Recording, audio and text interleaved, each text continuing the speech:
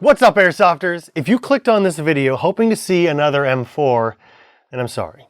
Because this is not just another M4. I present you with the GHK G5 gas blowback rifle. And while this rifle has been around for some time now, it has gone through some big improvements over the years.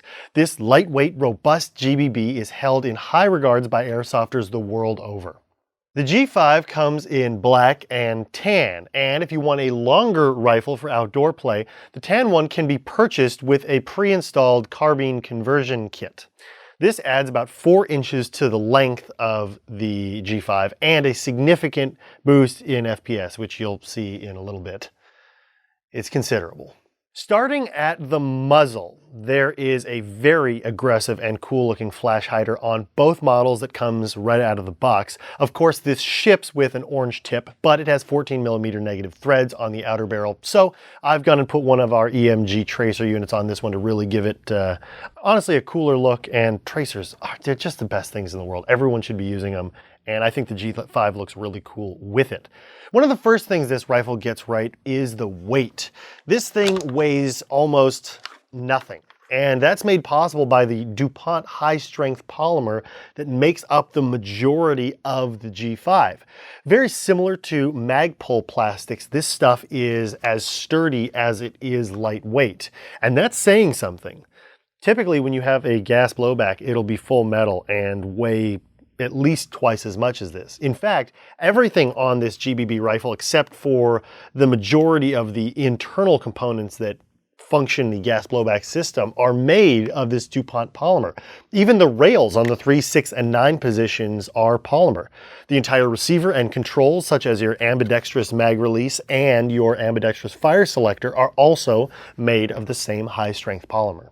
One thing you might also notice is that the trigger guard is uniquely shaped with an undercut to allow for a really nice high grip, which is extremely comfortable. The stock, which is also polymer, is very unique looking and has some really cool features of its own, like its retractability and, of course, the ability to collapse it. When it comes to stocks on the G5, you have 2 options. One is this already attached retractable and collapsible stock, and the other allows you to put a buffer tube on it, like I've done with this one here. Because it's included in the box as an adapter that allows you to mount any TM style buffer tube, you really can put any stock you'd like. Just provide your own tube, stock, and hardware, and you have yourself a more traditional looking back end that honestly completes the really futuristic look of the G5. Keep in mind though that if you do go with a buffer tube, you lose the ability to collapse and fold it.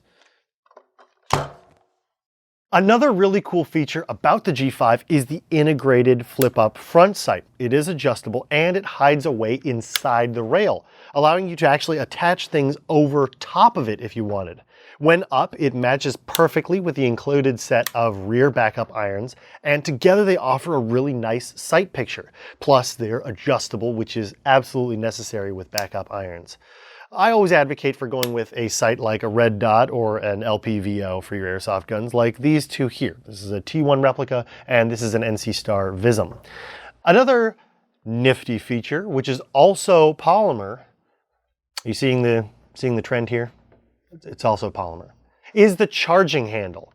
Now the charging handle, you lock back like you would do like an MP5, which I really like. I like the idea of doing that instead of the standard M4 charging handle. Not only that, but not many other rifles do this. You can change the position of the handle from left to right, increasing the amount of performance you get for its ambidextrousness.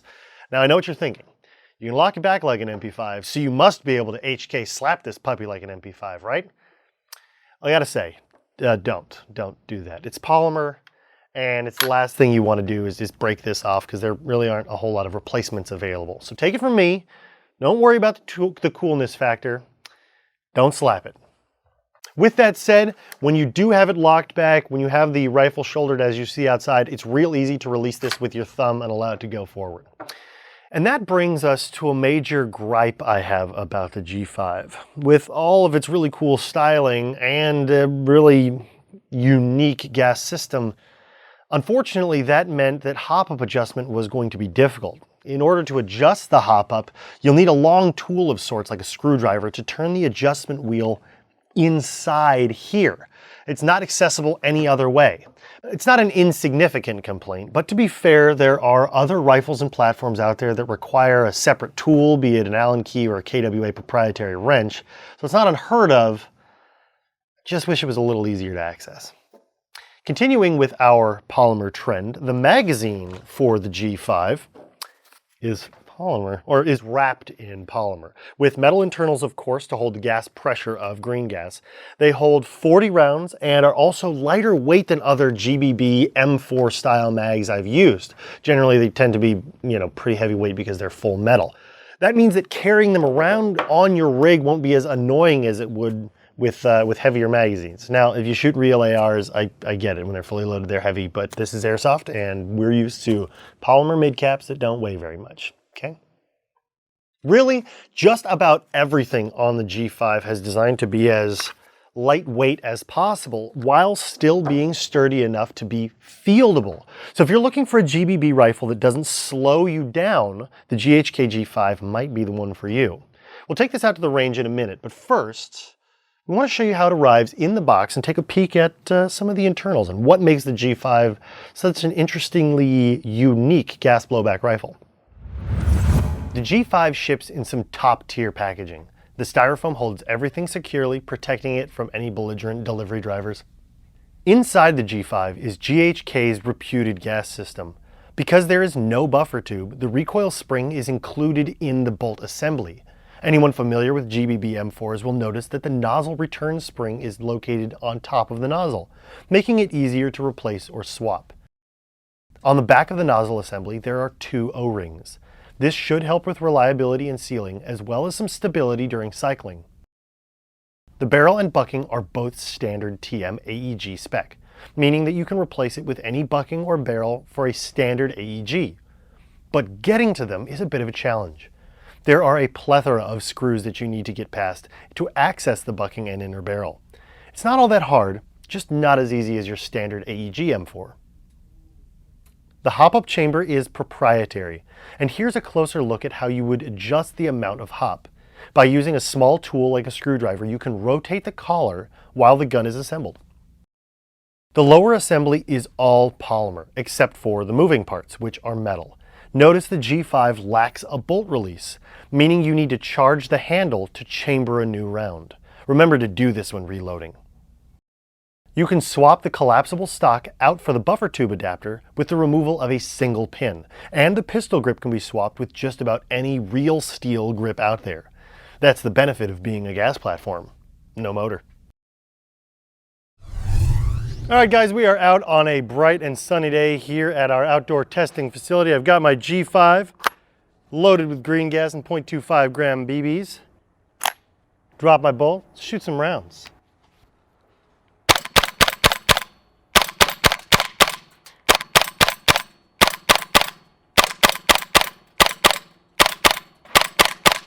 One of the first things I notice about the G5 is how snappy it is. It, for a gas gun, because of all of the lightweight parts, makes for a really quick cycling of the bolt and a really enjoyable recoil impulse. No, it's not a real AR, but I would say that the recoil is quite a bit more pronounced than on a standard metal-bodied M4. It's comfortable to shoulder, easy to get on target, and nice pronounced click on the reset.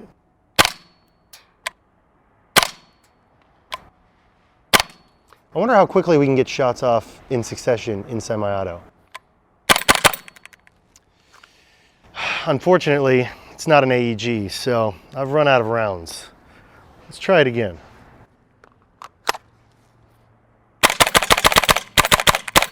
If you feather that trigger, you can get off a couple rounds pretty quickly.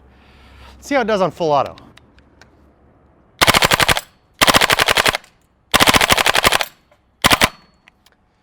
One of the first things you'll notice is that because it's a gas gun and you have a large moving mass as opposed to a gas blowback pistol, you're going to get a variance in terms of the rate of fire, and that's because the gun's trying to keep up with the gas flowing from the magazine through the bolt and then out the barrel. So you will notice, depending on temperature, that you'll get different rates of fire and ultimately different FPSs. As we're testing it today with green gas on a 78, 79 degree day, the FPS is going to be pretty good and pretty consistent. Fortunately, there's not much you can do about the rate of fire without upgrades. Since we've taken a break to reload our magazines, I've brought a couple things out to show you. First things first, I've got a couple magazines, and you're gonna need those because these really only hold 30 to 38 rounds depending on how stiffly you jam the BBs into them. Now, these are great green gas mags and they hold a decent amount of gas. The shortfall is, of course, the loading of the BBs. They come with a loader out of the box, and the loader is easy to use. In fact, I usually recommend having a speed loader on hand just to get the BBs in the channel.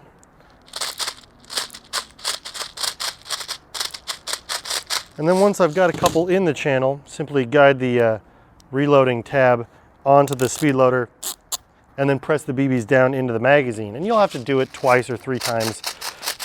But that's kind of the drawback of gas guns. Not that they're not realistic, because 30 rounds is realistic. But if you're playing against all dudes with AEGs, you are kind of at a disadvantage because they've got 100. They haven't reloaded yet. Something else I did want to mention about the magazines. They're polymer, they feel awesome, and they're not overly weighty despite being a gas mag. Now, the parts that need to be metal, of course, the top of the magazine is, of course, metal. The feed lip is polymer, and you'll notice that it's quite a bit wider than you're used to. And if you have a speed loader like this that comes with a polymer gas magazine adapter in the little storage bay down here, those are not compatible with the width of this loader. So you will need to use the factory included, or head to your favorite 3D printed parts website and 3D print one that works as an adapter. 3D printed guys, get on it. We're depending on you. Let's put a couple more rounds through it.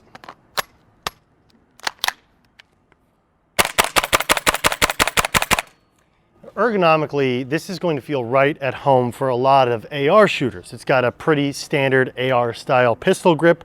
The fire selector controls are in the place that you'd find them on something like an M4, and so is the mag release.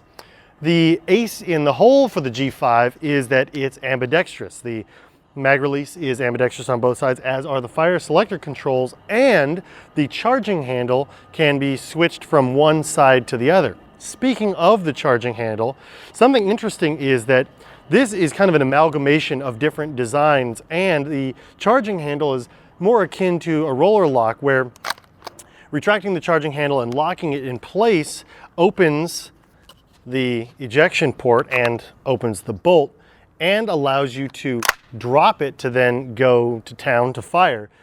You will not need to release the bolt as a traditional AR would with a paddle. Instead, simply dropping the charging handle puts you in battery and gets you going. Man, this thing's accurate at close range. You know, I really like that they've included backup iron sights, and I particularly like that the front folds completely out of the way and still gives you pick room to mount a forward accessory. In fact, they've given you plenty of room to mount accessories on all 4 sides of the front handguard, and I like that I can remove the rear because I really rarely use them. With that said, they function well for an included set of backup irons. I like red dots, so I slapped a T1 replica up on there, which I think works really well, especially at the distances where I imagine I'd be using something with this short a profile. Throw on a tracer unit like this, and you really have a cool looking, good functioning gas blowback AR. You know, it is a really thin and lightweight platform, and part of its ergonomics is the folding and multi-position stock. It gives you several points of adjustment depending on the size of your arms, and its ability to fold out of the way is great for storage, not to mention because it's a roller lock design, it doesn't need a buffer tube or buffer spring, allowing you to do cool stuff like this. I can also do that because it's really lightweight and really easy to one-hand, which I really like. If you've ever wanted to akimbo 2 ARs, I imagine this is the one to do it with. We've moved out here to 50 feet, and I've got the longer of the two available versions of the G5, which personally, size-wise, I think is a little bit more my flavor. You'll notice that this one also has a buffer tube. Included in the box is a buffer tube adapter, and so I threw on one of my favorite buffer tubes, the EMG multi-position buffer tube with a Magpul stock. I like the range of adjustment that it has, and I think it fits kind of the tan color scheme. Now then, I've got 0.25 gram BBs and green gas in this magazine. Remember, it is a pretty warm day. Let's drop that roller lock and see how this baby performs at 50 feet.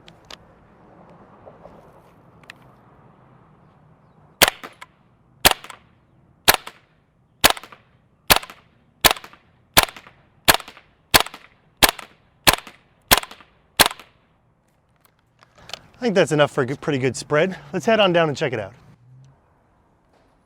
With the exception of my two outliers here, which really were my first two shots that I wasn't paying attention, the grouping's really nice and tight. I mean, gas guns are obviously going to be a little bit harder to keep on target if you're not used to shooting a gas blowback, because all of a sudden you've introduced recoil, which if you're an AEG user, you wouldn't be accustomed to. But once you're on target, keeping it in the A zone is really easy to do. The hop up is nice and easy to adjust on these, and it makes shooting 2.5s outdoors with minimal wind a really easily repeatable task. I'm gonna see how much further we can push this out to. What do you say about 100 feet?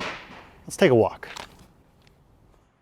Out at 100 feet, no difference. Still haven't cleaned the barrel, haven't touched the hop up adjustment. I've got my LPVO. This is my, I guess you'd call them a short dot. This is an NC Star Vism, sighted in about that far. I'm gonna zoom in just a little bit to make the target a little easier to acquire. Let's see how it does.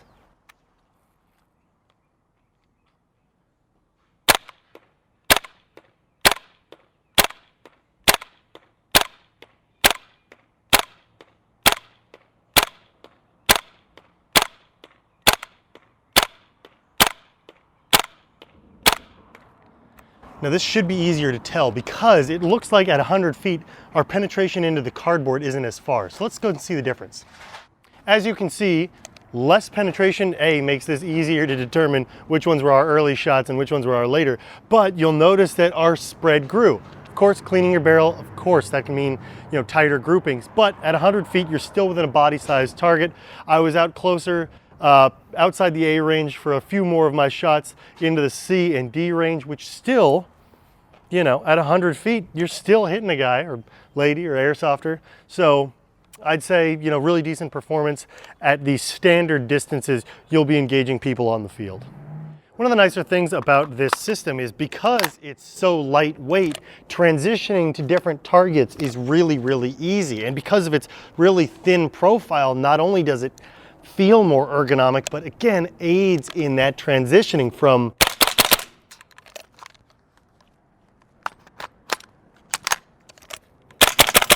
one target to the other is real easy. The forward charging handle, the ease of the ambidextrous mag release and fire selector controls make reloading and re-engaging your targets really easy to do. I gotta say, for a polymer platform that performs as well as these do, it's really nice and refreshing to have something so easily pointable and so functional right out of the box. No video would be complete, of course, without our chrono test. I've got an X-Cortec X3500 chronograph set up, give you guys a little bit better view of what you can see while I see what I can see and not having to blow out the camera.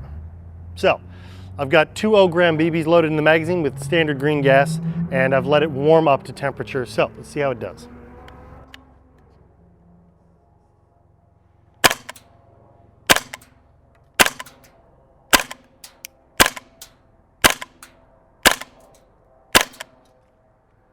Right at about 350 FPS.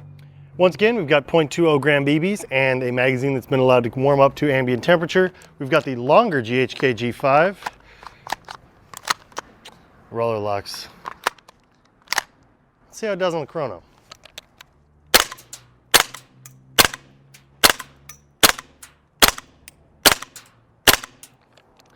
Looks like we're getting an average of 441 FPS. That is a huge jump, a huge jump. Have I done something wrong? Did I whisper sweet nothings in its ear? Let's try it again just to make sure.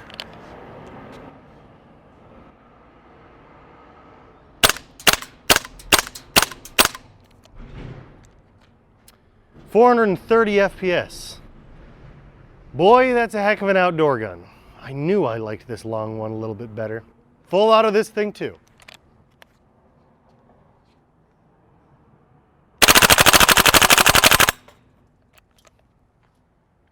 This one also cycled a little bit faster, maybe because of the higher gas pressure, being able to cycle the bolt a little bit faster. This one's about 17 rounds per second. Commendable for a gas gun, I'll be honest. Back to the studio. So as you can see, you've got a unique combination of almost all polymer construction, full metal internals, excellent hard kick performance on semi in a lightweight package that's easy to wield and gives you a lot of ways to customize it. Maybe full auto is not the GHK G5's strong suit. There are plenty of other gas-powered pistols that you can put in carbine conversion kits to do just that. But if you're looking for something that gives you a really nice, sharp, hard kick, excellent gas performance, and great follow-up shots on semi-auto, this really is something to check out. To find out even more information about the different colors that it's available in both lengths that it's available in, make sure you check them out right here at Evike.com. As always, make sure you're following our social media accounts like Facebook and Instagram for the latest product features, images, and videos that we release, as well as our YouTube channel right here. If you haven't subscribed yet, please do. And make sure you click the bell icon to be notified of our latest product and entertaining videos here on our channel. Remember, play hard, play safe, play responsibly. See you guys on the field.